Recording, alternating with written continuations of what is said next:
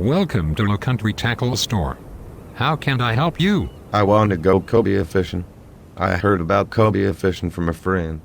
I bought a deck boat. He says I need some of that black braided wire with a giant egg sinker, pre-rigged with number 8J hook, some frozen squid, and a frozen block of chum. I can sell you some fluorocarbon leader and some circle hooks which will be less visible to the cobia and will ensure that they are properly hooked.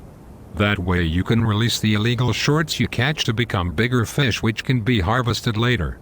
Do you realize that there is a size and catch limit? No, I sure didn't.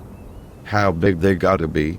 12 inches or so. The minimum size limit is 33 fork length, which is about 8 times bigger than anything you've ever caught in the pond behind your house. My buddy told me he filled his ass box up and I want to do it too.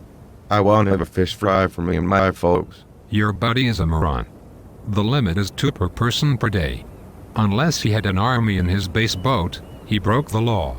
Well, he's been doing it for years. Do you even have a live bait well? No. Without a live bait well, you will be forced to use year-old duck scrapings and whatever your wife has in your freezer for bait. While chicken works well for crabs, it sucks for cobia.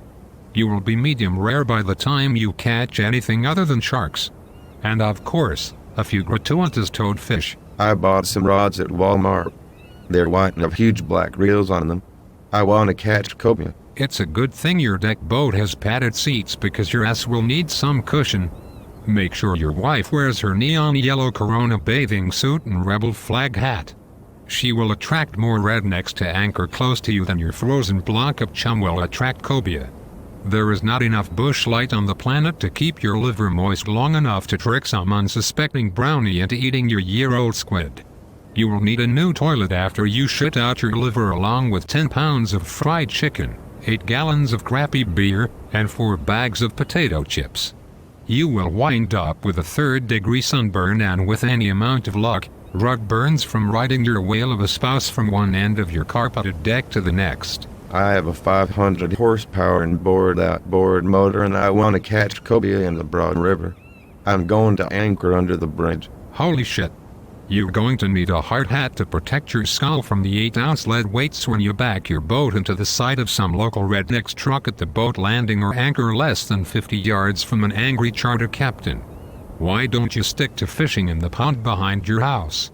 Your bellows will last longer without exposure to salt water and keep your crappy boat from sinking on the lake back home. Cobia are delicious. I want to catch cobia. God damn it. You will never catch a cobia. You will catch more Atlantic sharp-nosed sharks than your Walmart tackle can handle. Even if you do manage to catch a cobia, you will think it's a shark and cut the line. Or perhaps you eat shark? Your hopes of catching a cobia are about as good as your chances of having normal offspring.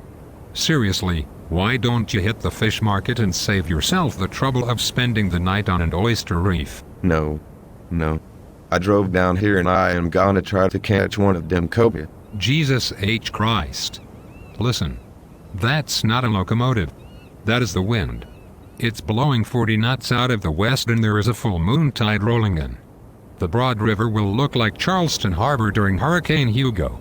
Your deck boat will look like a kiddie pool and you will get the shits from swallowing salt water. I am begging you, give this up, make a brim sandwich, bang your fat wife and go back to bed. I'm going cobia fishing.